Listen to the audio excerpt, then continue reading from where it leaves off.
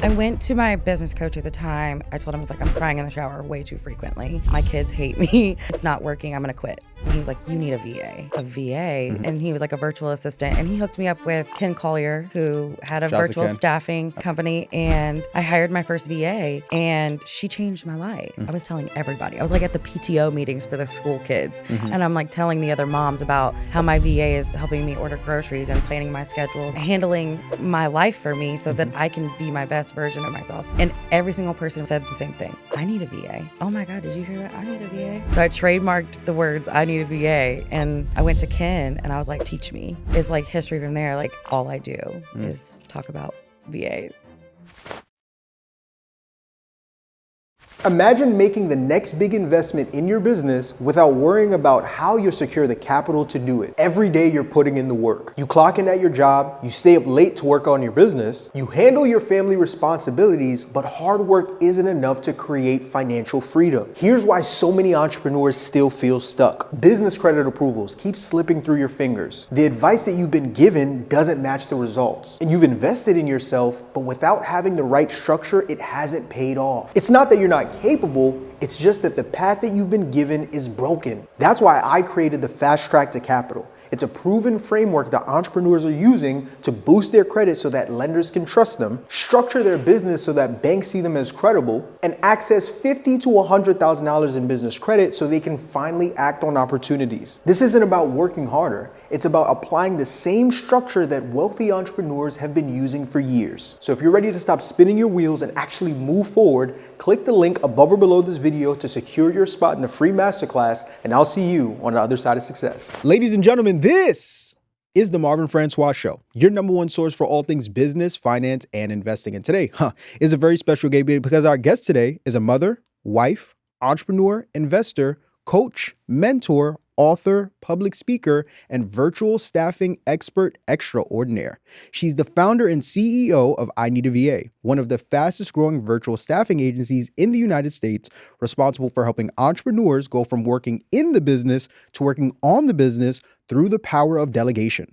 From working at a janitorial company to being featured in Forbes magazine, her rise to success has been anything but traditional. And yet, through it all, she's taken her years of experience and expertise to teach you the step-by-step blueprint on how to build a business on your feet so it can run on autopilot while you sleep.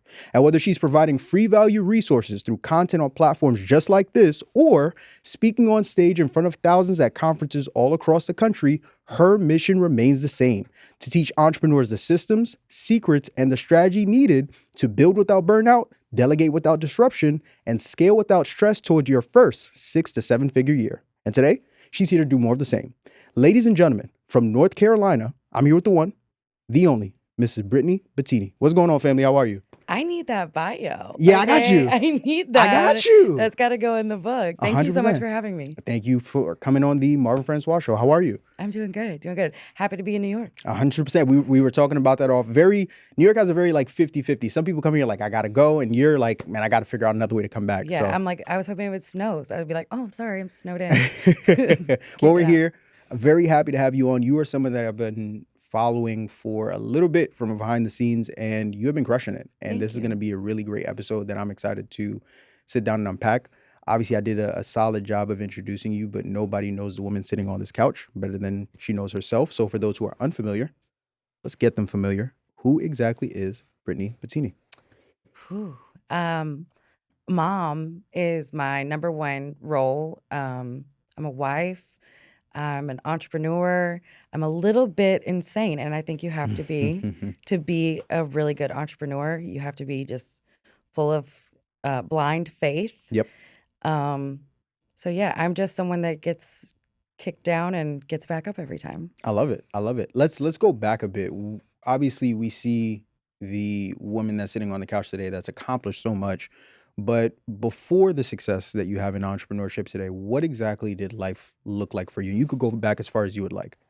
Yeah, so I went through a really rough patch, married my high school sweetheart. It became a very violent scenario. And so I had like kind of like a rebirth about 10 years ago when that ended.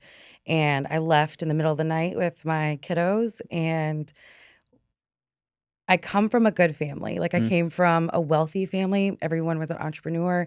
So I didn't have like a really rough childhood. Was very blessed, but I chose the wrong path myself and ended up losing everything. I had to start over from scratch. I had no job experience because, I couldn't work during that relationship. And I was going to a food pantry with my kids because I couldn't feed them.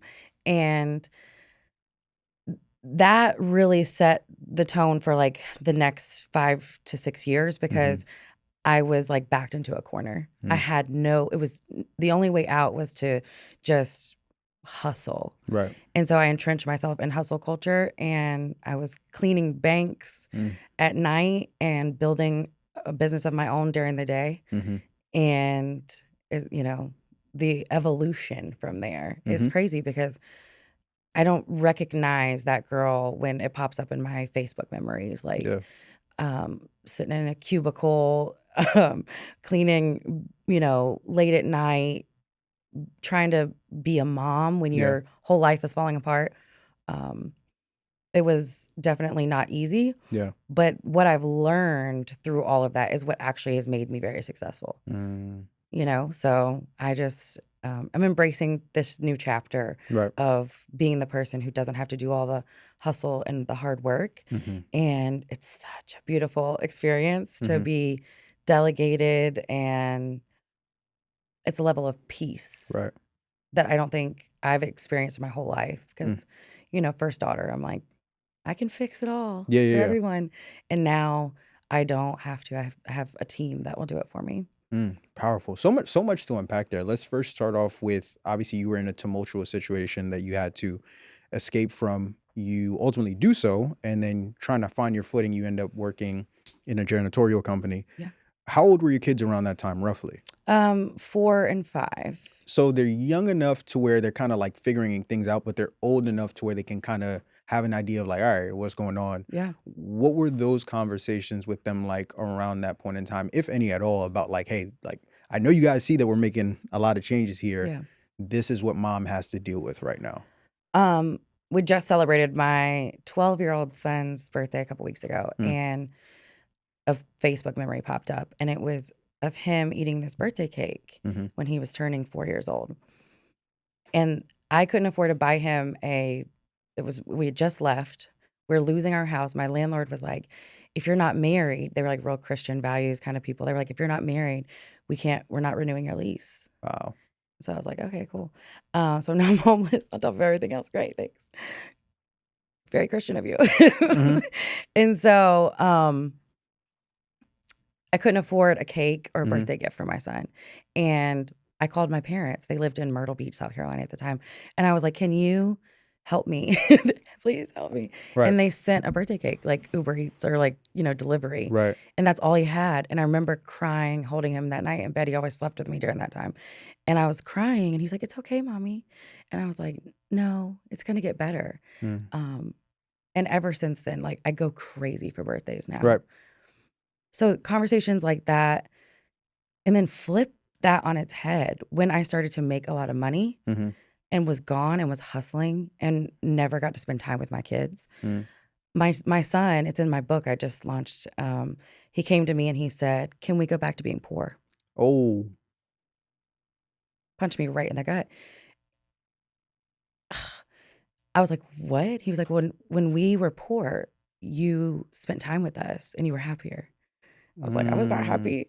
But to him, I looked like somebody who was always stressed out, never home. I can't play with you right now. I'm building this. I'm, redoing the website. I'm doing this, I'm doing that. And so that was the moment where the delegation kicked in. It was him. It's always been him. It's always been her. It's always been the kids that have driven me to want more. Yeah. And so I was like, part of me was like, oh, this ungrateful kid. Right. But another part of me was like, I have to figure out how to still make this money. Yeah. But also be there for them. Or otherwise they're going to grow up and they're going to hate entrepreneurship. They're never going to want to become entrepreneurs because they're going to, equate entrepreneurship with loneliness. Right. Wow. How do we overcome that? We built a team that can do all the stuff that's taking me away from them. so we can still make the money and we get to be super moms still. Right. Wow. So power. I remember I had I don't know if you know a gentleman named Runway Billionaire. Oh yeah. Yeah. I I've had love him. Runway. I've had him on the show, and he actually had a quote that he said where he talked about a similar season that he was in, where he was just like, kids spell love Time, Mm, right? So for them, in your mind, because you have to provide, yeah. all you see is like, how am I going to keep the lights on? How am I going to put food on the table? But for them, it's just like, yeah, I just want 30 minutes with you and Paw Patrol. Like, let's just, Please. right? So to hear that that was kind of like the emotional anchor to help you really try and figure this entrepreneurship thing out. Because, for some of us as business owners, we get on that treadmill and we convince ourselves we have to stay on that treadmill of just like hustle culture 24/7. Like, this is what's going to Absolutely. be from now to the end of time. Well, that's what they push. Right. Yeah. So you never really think about delegation or like hiring or systems, a lot of the things that you've now specialized in, but to hear that that was kind of the leapfrog for you to prioritize that, because it's like, okay, I can't say I'm doing all this for you guys. Right. And then you're looking at me like, yo, can we just go back to being poor? Because I just want more of you and I feel like I'm not getting that. Right. It's huge. Let's kind of connect the dots here. So you have the tumultuous situation with your ex, Hmm. you flee. You then from there go and start working in this janitorial company. Where does you talked about working at the company at night, but then building the business by day. Where does the introduction to that business start essentially for you? Yeah. So the janitorial company was started by my stepfather, Horace Adele. He changed my life. Amazing man, came into our family when I was like a teenager. Mm. And so he got the worst of it, like from word go. And then here I am, flat broke and needing a job. And he was like, you can have a job. And I was like, perfect. I'm going to be in the office. I'm going to have a cushy little, day job. My dad's going to pay me. It's going to be, great. And he was like, no, Hmm. you're going to put on your cleaning shoes and you're going to start from the bottom like I did. He started the company with a mop and a Buick. Right. And he wanted me to have that same experience. So I started from the bottom, and then he took me out and showed me how to do sales and like do walkthroughs. So I learned about entrepreneurship by watching him and learning from him. He was my first mentor Right. in business, and I owe him, all my success because of his guidance. It is like watching him clean a floor Hmm. is like watching me give a speech. Right. Like, it is a beautiful thing. Like, he put his whole heart into this company. Hmm. So when I was given the opportunity to take over, he was like, we're going to sell the company. And I was like, what? No, like, how about I retire you and I'll run the company? And so I've been doing that ever since. I'm still running the janitorial company to this day because I want my parents to be comfortable Hmm. and I want to pay them back for helping me. So I learned entrepreneurship during that, growing with the janitorial company. Hmm. And then COVID happened and I was like bored because I couldn't be out selling. So here I was 9 months pregnant. I got remarried, had another baby. This is why I said I was crazy. Like, you have to be insane to be an entrepreneur. I'm up, belly out to here Yeah. at 4 a.m. building a website for a company that I decided to start overnight. Started a credit repair company, Hmm. built it. That's how I found my first VA because I Mm. hired her to help me with the company. And I mean, it's just like every little step of, my entrepreneurship journey led me to doing what I think God called me to do. Like, I'm currently doing what I'm supposed to be doing. Mm. But it all started with a mop and a bucket, like Cardi B said. So you take over the janitorial company from your stepfather. Yeah. You're running that, get pregnant, start another company. So you're essentially balancing these two companies. When does the conversation that you talked about having with your son, does that happen when the credit repair company comes into play, or does that Yeah. happen? So it happens when I'm juggling a new baby. Okay. I'm juggling being a mother to my already, kids. Yeah. And running the janitorial company and the credit repair company all at once. I was like crying in the shower frequently because, it's a lot Yeah. to run one company Right. and be a mom. But to do two and all of that, it was a lot. It was a lot. Got you. So Yeah. you have all this on your plate. You get introduced to the VA and you have new mom or mom again, Yeah, mom right? again.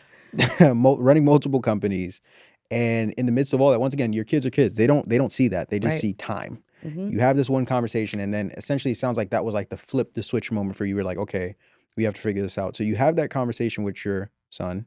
What happens from that point that helps you to start restructuring things to now get to that next phase of business?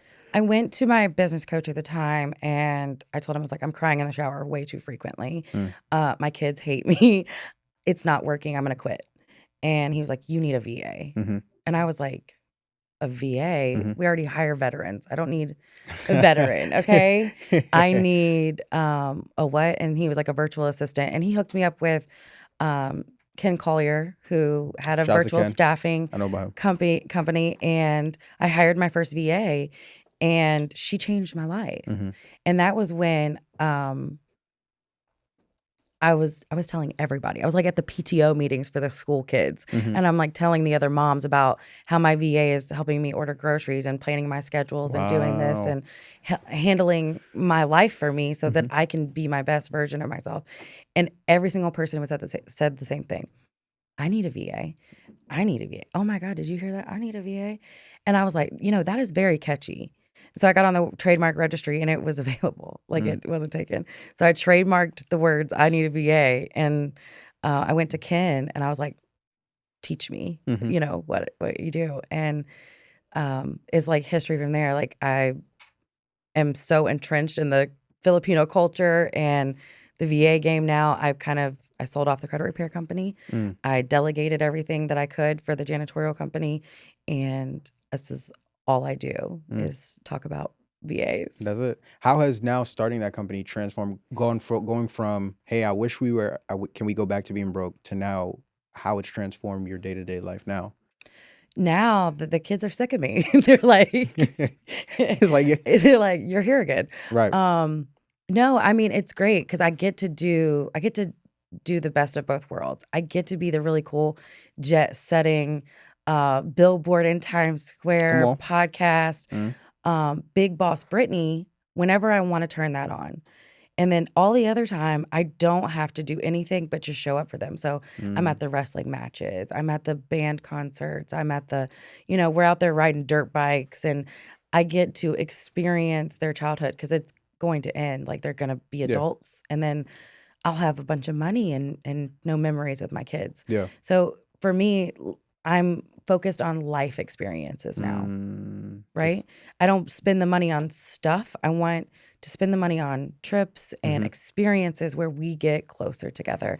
And the relationship I have with my older kids especially, I mean, you can't tell them nothing about me. Right. My son will fight you okay, about his Right. mama. And my daughter, she's not very violent like the rest of us, but she'll tell you something about me. We're all super close, and it makes me happy that I get to do both. And I don't think enough women know that they can. And so that's what my life mission is now, is to explain to people that you are allowed to have it all. You just can't have it all alone. Like you can't do it by yourself. You got to build a team.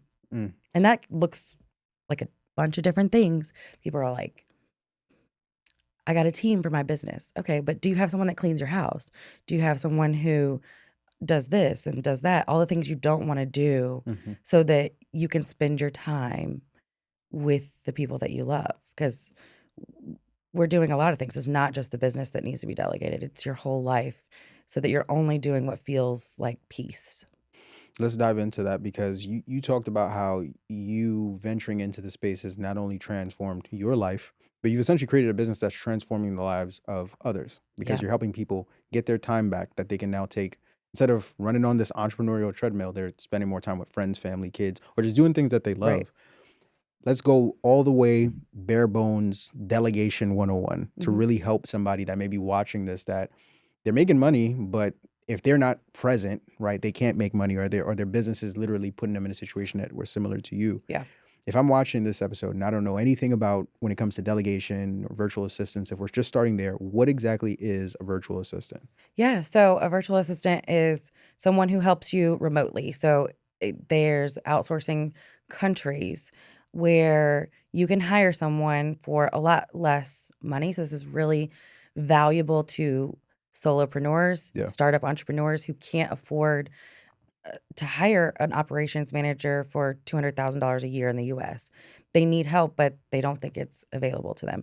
So a virtual assistant, I source from the Philippines. That's my country of choice. That's the culture I love.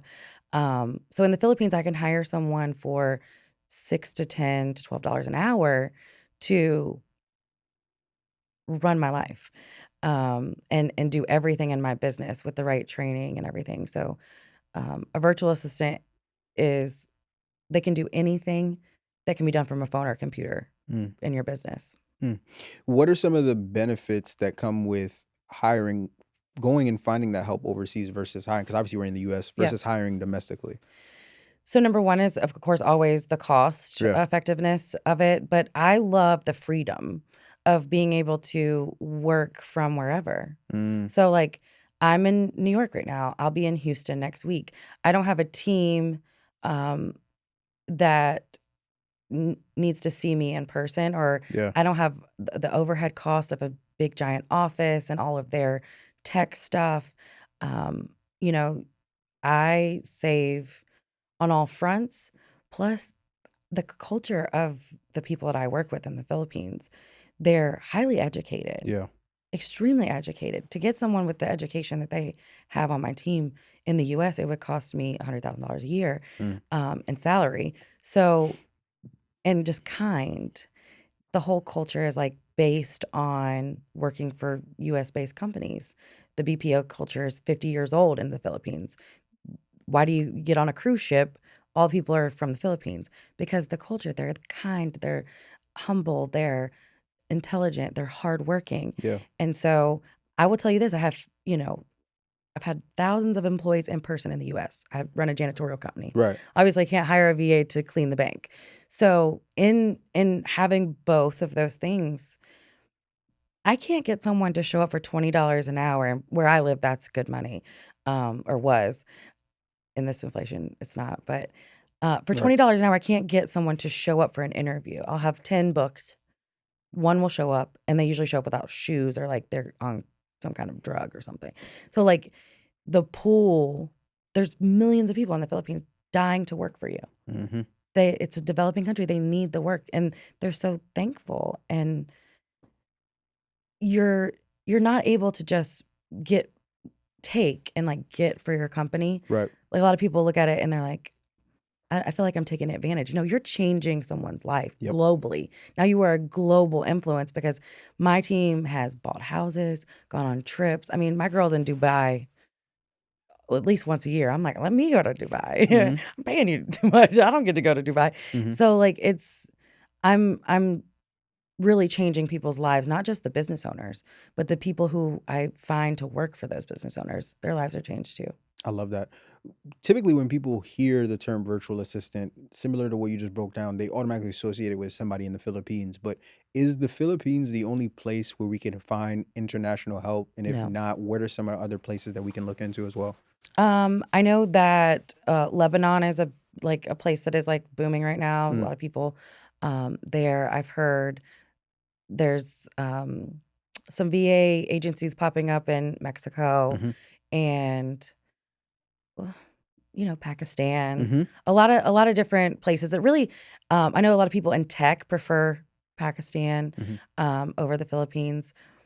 I have a really great company culture. We're voted as one of the best places to work in the Philippines. And my team is so they're so connected. They've been with me, my whole internal team. We have 15 people on the internal team. Most of them have been with me for 5 years. Some of them have been, shorter, but we don't have any turnover in the internal team. Mm. And I don't really want to mess with that right now. I don't, I'm in a happy place, but there's definitely other places other than the Philippines. But if you come to me, you're gonna get a Filipino VA. Well, so if we understand now, so we're clear on like what a virtual assistant is, where we can get them from. If I'm hearing this, I'm like, all right, I'm sold. I've been doing this entrepreneurship thing by myself. I need to get myself a virtual assistant, right? What would you say is the biggest mistake that most entrepreneurs make when they're ready to start delegating? They don't do the vetting process the way that they should. And it's so huge because the things that I hear, and every conversation I have is about VAs. So like I've heard it all. Whatever problem you've had with hiring a VA, I've heard it before, and I know your pain. That you get ghosted by the VA. That you they're not. They say that they're working, but they're not, or that they're working for you and 15 other people at the same time, so they're double dipping their dollar. And there are ways to prevent that, and there's ways to really make sure you're hiring the right people first before you bring them in and give them your secret sauce. Because they run my whole company, so they know everything I know. They probably know the company better than me. I have to make sure and do my due diligence of if I bring someone on to the team, they have to be a good person. They have to have ethics. They have to be as excited about growing this company as me, if not more. And because I'm tired, I'm old and tired now. You need to be always thinking ahead and pushing, us into the future. And the vetting process is the perfect way to find the right people and make sure you save yourself some headache. And I think that's the thing that most people, they go to Fiverr and like they scroll and they find someone who says that they can do what they need done, and they just boop, hire that person with a click of a button. I have a 2-week process before anyone can even meet their VA, because they go through a very in-depth multiple interview process, background checking, vetting, and then they go through a week of boot camp training. And half of the people, if we recruit 10 people for a client, in training alone, we lose half of them.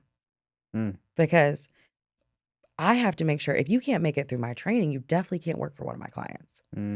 So we do the really hard part for a lot of people, but the vetting is the number one. What is when you're working with entrepreneurs who need to start delegating and need to bring a virtual assistant?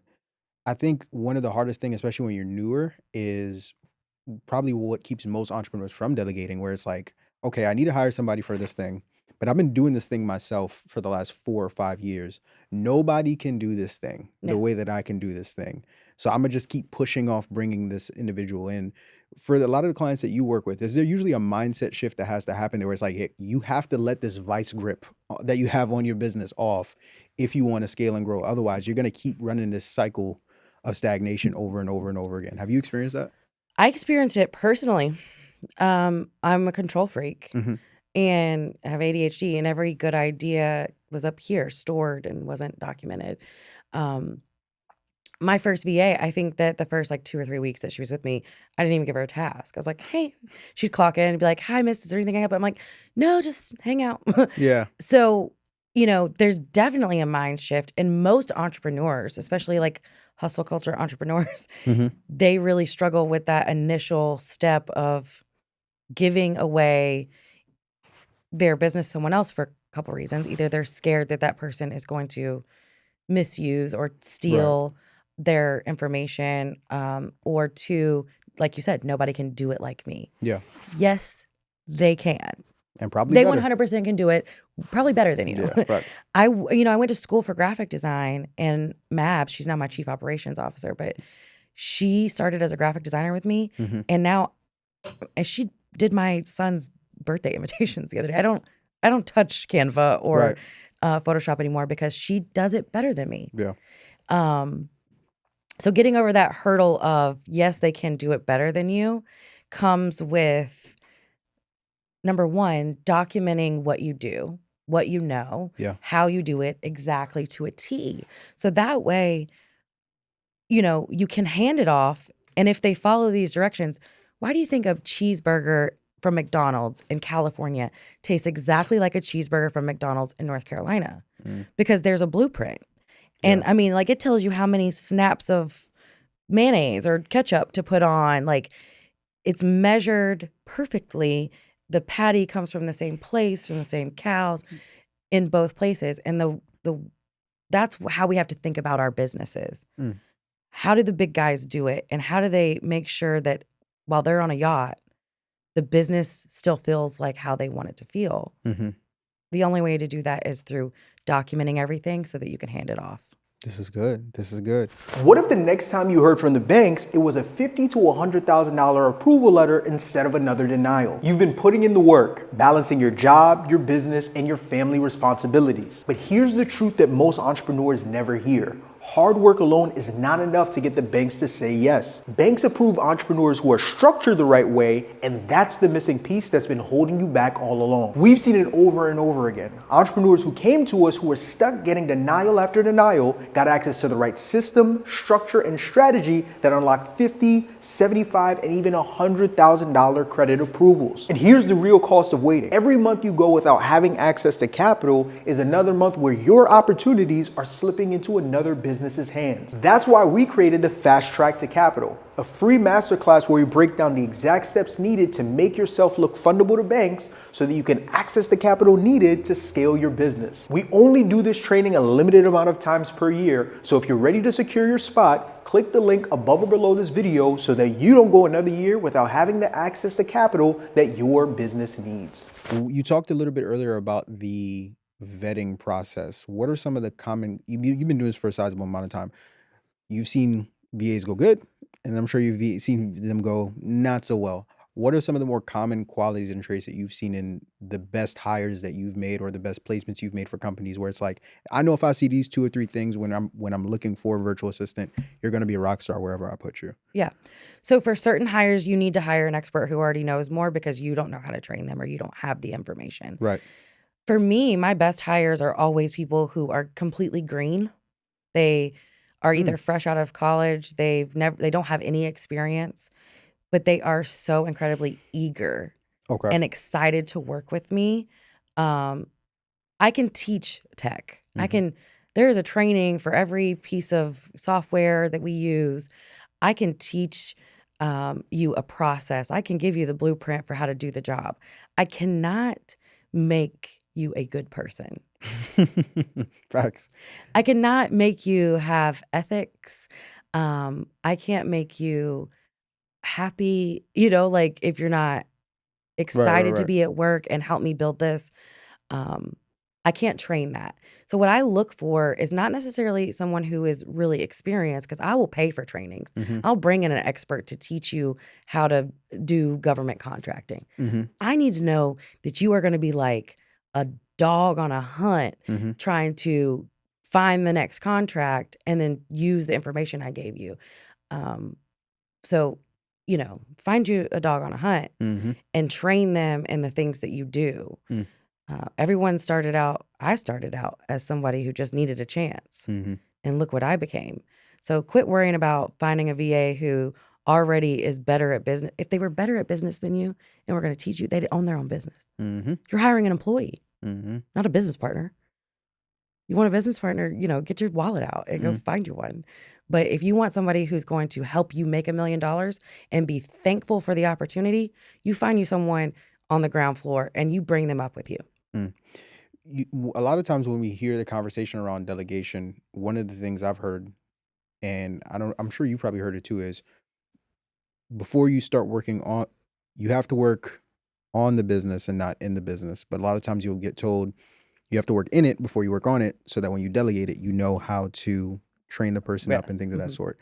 Is there such a thing as delegating too early? So are there entrepreneurs that could be watching this? It's just like, oh, about to hire a VA tonight. And it's just like, you're not even ready to bring this person in yet because there's either certain things you need to go through as an entrepreneur or certain things you need to have in place before you bring this person in order for it to make sense.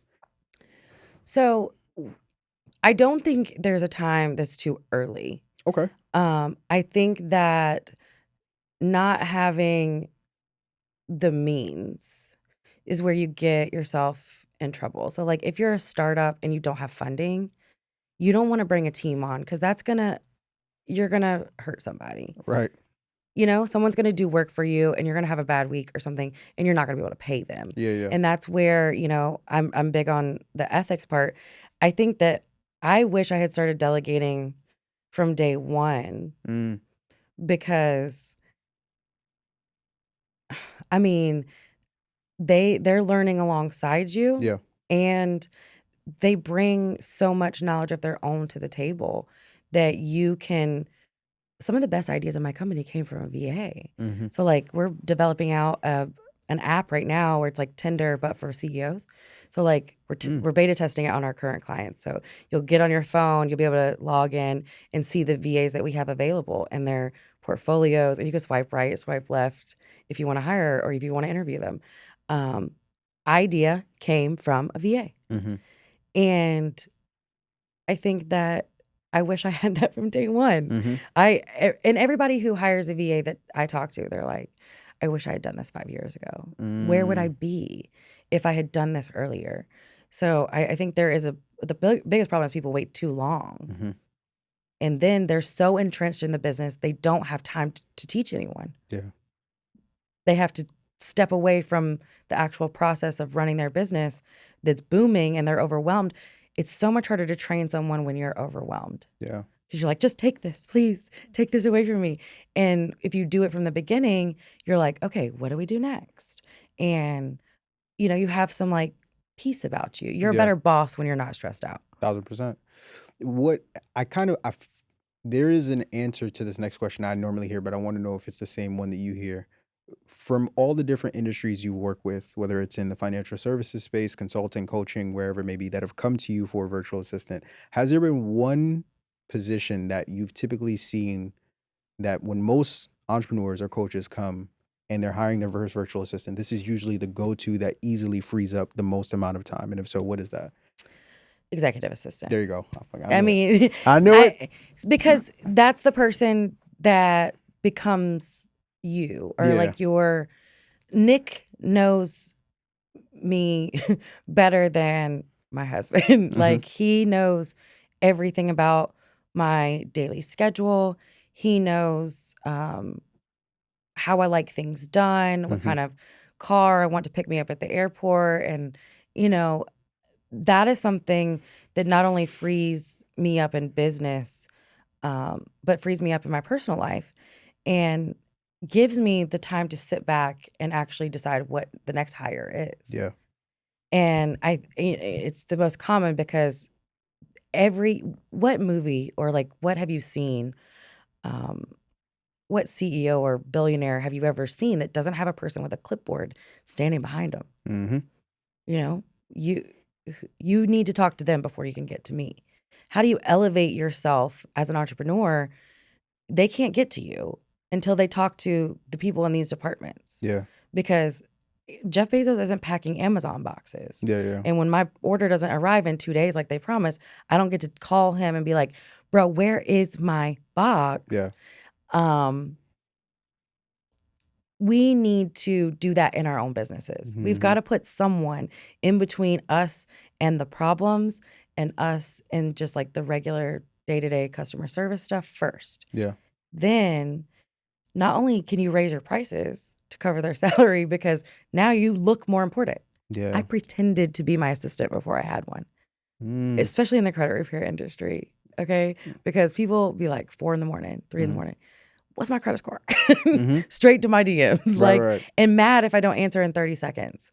And, you know, of course we love automations and we use automations all the time, but a human on the other end to be like, oh, I'm so sorry, Miss Britney isn't available right now. Yeah. They immediately in their head have elevated me to, oh, Miss Britney isn't available right now. Yeah. Like she's a boss. Yeah. How do you get to the mindset of you're a boss if you don't have anyone to boss? This is good. Okay. So for those who don't know, could you explain a little bit more in depth? Typically, what is a administrative assistant, executive assistant, or administrative? Executive assistant. It kind of the name varies, but like, what can does name that it whatever. person typically do? What does that hire typically do? And then I'll share a quick story with you afterwards. Yeah, so it really depends on the entrepreneur. So like everybody's schedule and everybody's life and industry is different, but the executive assistant's main job is to make your life easier. Take things off of your plate that are, you know, redundant tasks you shouldn't be doing. And wherever you are in your business, that might be different. I have this huge client care department now. So like my executive assistant doesn't do customer service anymore, like they did in the beginning. But my very first VA, she was doing it all. Anything I needed, from planning my honeymoon. I mean, I got to sit next to Al Pacino. I tell this story on every podcast, but I got to sit next to Al Pacino in LA for my honeymoon dinner because I told her I wanted to eat at a place where I might run into some celebrities in LA. She did the research for me. She planned it. Whatever it is that's bogging down your time, that's what your executive assistant is for. You know, make that call for me. Hey, I'm running late. Can you call the kid's doctor's office and tell them I need to reschedule? I mean, people don't, I take delegation way too far. Like my husband will get online and like comment on something, and then he'll be like, was that Nick that told me he loved me, or was it you? Hilarious. I'm Hey, like, we'll never know. we'll never know.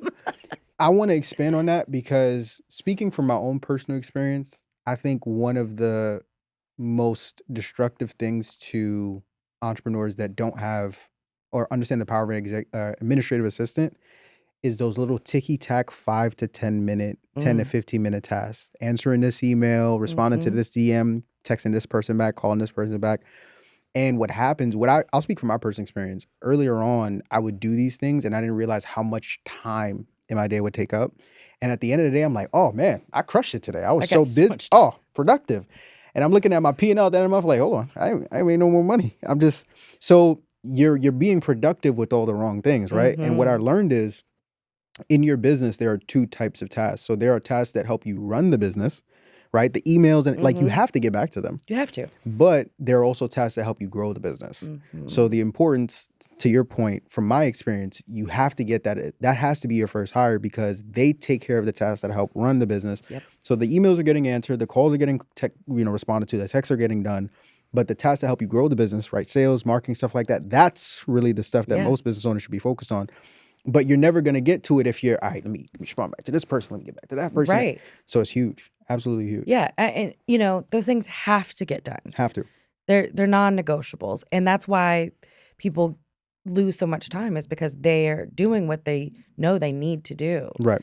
And then, their brands look like crap, and, they're not presenting themselves.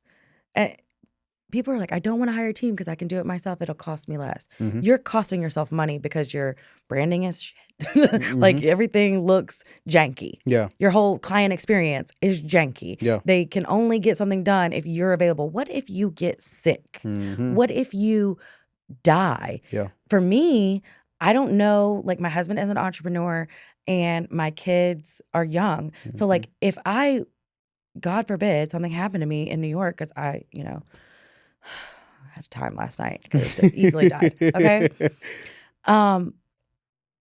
What happens to my business? Yeah. Everyone's like, we're creating generational wealth. No, you're creating yourself a job. And if you die, no one else will know what to do. They won't be able to run it. And for me, if I died, my team would run the company easily for a year without any intervention from outside sources from my family. And my family would have an income. And they could decide, do I want to sell the company that my wife built, or do I want to continue it? That is a level of peace that I can go to bed at night and know that if something happens to me, my family's taken care of. Yes. And they'll have the time to mourn me properly. Because they won't have to do all the work. It's delegation is, even if you listen to most like high level CEOs, they'll tell you like the test to know if you have a legitimate business is if you can't step away from the business for a month and everything still run as if you're there, then to the point you just made, you have a high paying job. Yeah. I remember earlier this year we hired the person who helped set up this interview. Funny enough, my guy Roel. Love that. Hired him earlier this year. And I was even me at this stage of my business, I was like, man, I got to be the one to do everything marketing and media related. But there were even ticky-tack tasks in that I didn't realize were eating in my day. We hire him. And it's just like, what's funny is there was a family situation to the point you made where I had to pretty much be responsible for taking a very close family member of mine to like physical therapy like 2-3 times a week. Yeah. It's eating up my entire day. But because of that hire that I made, business is still running. I'm still making money. Content is still getting uploaded. So like nothing changed. And I'm like, oh, okay. Delegation. Yeah. So once again, like for the entrepreneurs that are watching this that are thinking to themselves like, well, I have to do this. Whatever money you're making right now, holding on to that task that you're on, you could probably literally double, 10x, if that, if you went ahead and brought somebody in. Because one, you'll be able to focus that energy towards things that are more profitable towards your business, and or you'll be able to have more of your time to just focus and do more things that you love. Exactly. It's a game changer. Yeah. I'll ask you this. What, in your experience, because once again, you've seen the good, you've seen the bad. What is the craziest story you've seen from someone bringing in a VA that's gone absolutely wrong? Because I've heard some horror stories of people that done lost some money because they didn't have the right process in place. They didn't go through an agency like yours, right? They went ahead and did it on their own and said, I'm going to get Joe Schmo from Fiverr and we're going to make it work. What's the craziest story you've seen to date? I would say one of my clients told me about it. So she came to me because she was like, it's been 5 years since I hired a virtual assistant because this is what happened. And she said, I hired a VA to come in and help me. She had a coaching business and she was like, I wanted to do a big launch. I knew it was going to be really labor intensive. And so I brought on some help. And I guess they got into like an argument or something about how something was done or how it didn't get back in time. The VA didn't meet the deadline. And so she was like, it's not going to work out. She's not like a violent or mean person. So she didn't like cuss the VA out or she just like, this isn't going to work out. I'm going to have to let you go. I appreciate, your time. And the VA deleted everything that they had built for this launch. And her launch was like in a week. And everything was gone. The landing pages, the copy, all of the marketing materials, like videos, like gone. And I mean, she was like bawling, crying, telling me the story. So I imagine how traumatic it was at that time. She was like, we usually were doing like $50,000 or $60,000 on a launch. And so not only did I lose all the money I gave her to do the work and all the time, I couldn't launch. And so, back to vetting, but also, and this is what I tell my clients, I can't guarantee a human being. Everyone's their best at their job interview. We try to interview them multiple times, just weed them out, but I can't put a guarantee on another human being. Humans are crazy. Right. And some of them are really bad. So you have to protect yourself. You have to have contracts. You have to have monitoring software to make sure your VA is doing what they're supposed to be doing.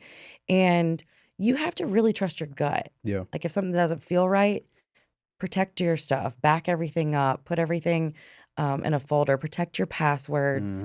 There's software that will let you give a password blindly to someone and then revoke access without them ever seeing the password. You can't just start off on day one and be like, here's my Amex number and here's, here's the keys to my empire that I built. Protect the brand. I'm gonna tell you right now, I got a launch. I hire you. I fire you. You delete my launch. I'm just gonna fly to the Philippines and we just gonna have a face-to-face conversation. Absolutely. I'm putting the lien on your house. Yeah. I gotta get it back in blood. I had a really bad business partnership recently. Okay. I opened up a venue. It's a shiny object syndrome. I'm so glad I'm over that phase of my life. But I was like, I got all this money. What am I going to do with it? So I partnered with this guy. Turned out to be an actual scam artist. And I was supposed to be in silent partner for $50,000. I ended up having to take over the whole thing and do it myself. And lost in the sauce. My team, this is how when you have a good team that like rides for you, they become like your posse, okay? It's like my entourage. So like I was crying about this thing. I'm having to take him to court. I'm all locked into this venue. My team, I remember they're like, can we have an emergency meeting? I'm like, sure. Jump on Zoom and they're like, so we have a plan. We can get his Facebook deleted. We can do this. We can do that. We can. We have access to this and that because you want his routing number? I got his routing number. Like she was like, we have all of this information. What would you like us to do next? I was like, I'm gonna need y'all to sit down for a minute, okay? Bro. Just like calm down. It's gonna be okay. We're gonna do this the legal way. But like, bad things happen to good people every day. Yeah. And that could have been something that took me out as an entrepreneur. Okay, you got to have a team that will like remind you that you got something to fight for. Yep. And we'll fight next to you. So just know, like if you know how they create those fake Instagram pages of everybody who's important. Yep. I knew I made it when I had like 10 of those, right? Immediately, if one pops up, my team is like, oh, we found this today. Everyone on staff's got like, hundreds of VAs. But all of us reported it. It's down already. I'm like, go hard for your girl. Smooth. Yeah. So, it comes with time too. You build that relationship with people and then Right. they feel a sense of ownership. One of the recurring questions we've had on the show as of recently that I ask you, and very fitting given that you specialize in delegation. Let's say you have to hire 3 employees, okay? And you have 3 divisions of your business. Typically, every business has 3 divisions. You have sales, marketing, you have operations, Mhm. right? And you have 3 different prospects to choose from. You have an A player, so this person is talented, rock star. They're gonna shine wherever you put them. Mhm. You have a B player, solid, like they're not A, but they're also not the worst of worst. Like I go work with you. We gonna figure it out. Yeah. Then you have C player where it's just like, you just here because I don't got nobody else. Like we gonna find something for you to do, but right. Yeah. And you have to put one of them in each division. So one has to go in sales, one has to go in marketing, one has to go in operations. Where are you delegating these three hires? The A player is going in operations customer service Okay, got you. every time because their experience is going to bring me more clients or not, Right. depending on, how they do in that area. That's tough, man. That's tough. Take your time. B player is probably going in marketing Okay. Why is that? because a lot of times you can completely bypass sales Mm-hmm. through marketing. Like, if the marketing is good enough, they don't need to talk to me. They're going to go straight to the website and click the button. Mm-hmm. So I would rather have, the B player to do that if I had to. And then, sales, I can still jump in and help with that. That's honestly one of the things I still love to do in my business is I like to talk to entrepreneurs. Like, this is all I do: podcasts, stages, calls with clients. Right. So I'll help the guy in sales until we find his replacement. So we got A player going to operations, B player going to marketing, C player going to sales. I'm not mad at that. Yeah. I'm not mad. So I'll ask you this now. Obviously, we're in this AI age at this current moment in time, which also kind of helps with like automation and delegation and things like that. Is it now for you as a virtual assistant staffing agency owner, is it artificial intelligence or virtual assistants, or is it artificial intelligence and virtual assistants? And how do we bridge the gap between the Both two? of them. Talk about it. How do we bridge the gap? Both of them. You have to have both. You have to have automations. I mean, my best friend in this world is automations and AI expert. Automations Bay, shout out. Everyone expected us to be like, against each other, competition. But in actuality, we want our VAs trained on AI. Right. We want them to be able to, someone has to tell the AI what to do. Right. Someone has to set up the automations. Yes, ma'am. Someone has to monitor the automations to make sure if they break that they get fixed. Like and it's either going to be you or a team member, right? So for me, and I love when people ask me about this because they expect me to be against AI. We love AI. We use it every day. It's making us faster. It's making us better VAs. I just taught a class the other night on how to be indispensable to your client, to the VA incoming class, using AI. When a VA goes in and trains an AI to be their boss, they never have to ask you a question again.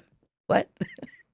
Oh, you mean you downloaded every podcast I've been on, every book I've written, everything into an AI so that you can ask it questions and make decisions for me? Talk about going on vacation. If I die, they got AI Britney to answer their questions. What would Britney do? Okay. And so we're very open to the intermingling of the two worlds. And at some point it gets to where there has to be a human interaction inside of your business or you're going to lose customers. If you call the phone number after hours, there's an AI agent. If you, need to talk to a human, you're gonna get a VA on the other end. It's not gonna be me. I'm not doing it.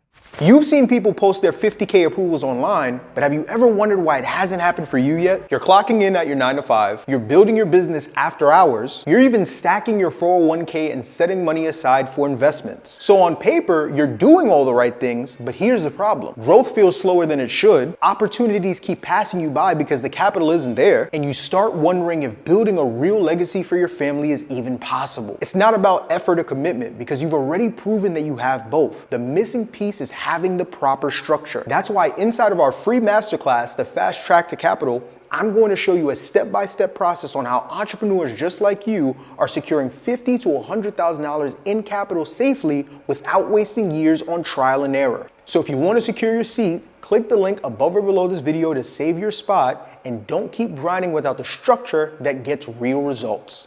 So at this point, with the mastery you've gotten in your agency and beyond, and the impact that you're having on hundreds, if not thousands, of business owners that you've served in some way, what is at this stage the side of entrepreneurship that doesn't make it to Instagram, that most people don't see that comes with it? Because I think most people think like, okay, I'm gonna make this business, I'm gonna make all this money, and nothing bad will ever go wrong, or I'll never deal with any problems, or everything is just going to be peaches and cream. What would you say that's been for you, the side that most people don't see on social media? Honestly, I think that being an entrepreneur at this level is extremely isolating. Mm. You can't have everybody around you, and you lose a lot of people that you don't see eye to eye with anymore, and the conversations get real dry because you are thinking at a different level and your priorities are different and your goals are different, and it can really cause relationship issues in family. And it's always, people are like, I want people to think I switched up on them or whatever, it's like that's the running joke right now. I did switch up. We're supposed to. We're supposed to elevate. We're Right. supposed to get better. We're supposed to provide for our families, and we're supposed to learn and grow. The fact that you're still doing the same thing says more about you than I switched up. Absolutely. I had to. And where were you? You were supposed to come with me. I invited you to come along with me. That has been really hard for me because I'm an empath. I'm a lover. Mhm. I'm a lover and a fighter, but I love people Yeah. really, really hard. And I'm also the type of person that will cut you off so quick. Mm. So like when we get to that point where I see you move funny, I get a weird energy when I'm around you, like you're a secret hater, you won't see me no more. Mm. And then I have to mourn that person. Yeah. Every time I have to mourn that person. And I know I'm doing the right thing, and I know I'm a good person, and I know I'm, just growing and being, who I want to be in life. But losing people because of a business, because of your lifestyle is difficult. And I don't Right. think enough entrepreneurs talk about that. But you'll get people who try to like steal from you. Your own family members will come and like, Facts. let me get a job. And then I think it's another reason why I love the Philippines so much, because I'm like, I'm not hiring none of you fools. You're all lazy. Mhm. You're still doing the same thing, and you're asking me for a job. Mhm. I know you. I wouldn't let you handle anything around here. Mm. Mm. Mm. So that doesn't make it to Instagram. It is going to make it on this podcast. They sure will. They sure will. So Oh. you talked about that being a byproduct of elevation. So at this point in your entrepreneurial journey, what would you say is the legacy that you're currently working to leave behind as you're moving forward? My legacy right now is about teaching the opposite of what has been pushed at us for a long time. And I honestly think that the hustle culture is so toxic Mm-hmm. for people's mental health, especially. Like I'm a person who struggles. I have ADHD. I've struggled with depression. And the pressure of running a business at a high level will take people out. Yeah. I've seen people take business losses and then commit suicide, leave this world because of a bad business decision. When I went through that thing with the business partner, I was like, I'm a failure. Mhm. Here I am, not a failure. I'm a failure. I've let my family down. No one's ever going to forgive me. And I think that my legacy has to be that we don't have to hustle like that in order to be successful. You're allowed to be a lazy CEO. Mm, mm, mm, mm. This is one of those episodes I'm excited to go back and rewatch it because there's just been so much that's been uncovered here in this sit down. But as we start to close, my final question for you. Let's say you were sitting in my seat and sitting across from you was Brittany 10 years into the future, and you could only ask her one question, but she could only answer back to you in one sentence. What do you think the question that you would ask her would be, and what do you think her answer in response would be? She could only answer in one sentence. Okay. Yeah. Are you happy? Okay. And the answer is yes. And that's it. That's it. That's it. I think that entrepreneurs think they're not allowed to be happy. Mm. And I just want to be happy and rich. And both can coexist at the same time, ladies and Exactly, gentlemen. Brittany Bettini, thank you so much for coming on the show. This has once again been a very insightful conversation for me. I know we have to get you out of here. Before we do, your camera right here. Let the people know where they can find you, what you have going on, and how they can get connected with you. Yeah, I am on all social media networks at Brittany Bettini, first and last name. And you can go to ineedava.com to schedule your consultation, talk with me about how we can get you delegated. And I have a new book that just launched, She Delegates. It's for all the girlies who are tired of switching from mom to CEO and being burnt out every night. You can get it at shedelegates.com. There you go. Ladies and gentlemen, if you haven't already, make sure you take a second, take a minute, take an hour out of your day right here, right now to go ahead, subscribe, hit the like if you like, and tell a friend to come back and rewatch this episode again. As always, my name is Marvin Francois. That is the always incredible Mrs. Brittany Bettini. You guys have been good. We've been great. This has been amazing. Thank you all. God bless. And until next time, peace.